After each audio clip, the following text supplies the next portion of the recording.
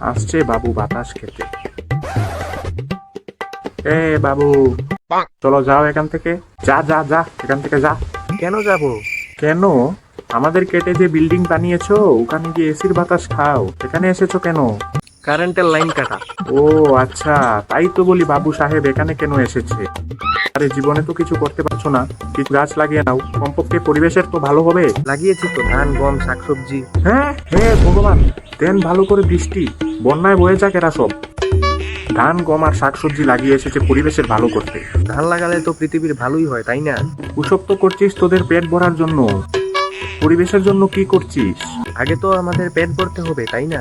পরিবেশটাও তো ভালো থাকতে হবে, তাই না?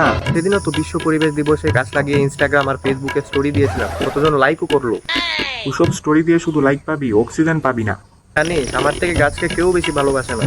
আমাদেরকে ভালোবাসিস না আমাদের পেছনে লুকিয়ে গিয়ে ভালোবাসিস, তাও আবার শাকচুন্নির সাথে।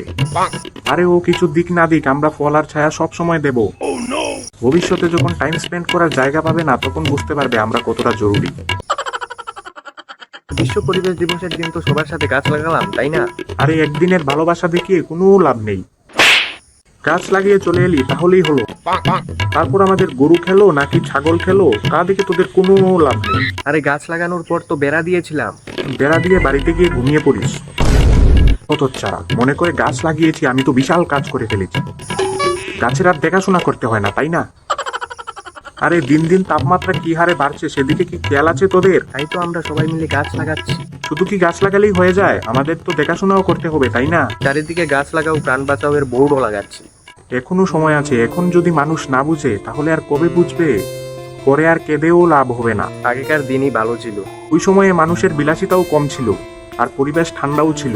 আর এখন মানুষের বিলাসিতা বেড়ে গেছে আর পরিবেশও গরম হয়ে গেছে। কি আর করা যাবে, দিন দিন তো সবই আপডেট হচ্ছে, তাই না?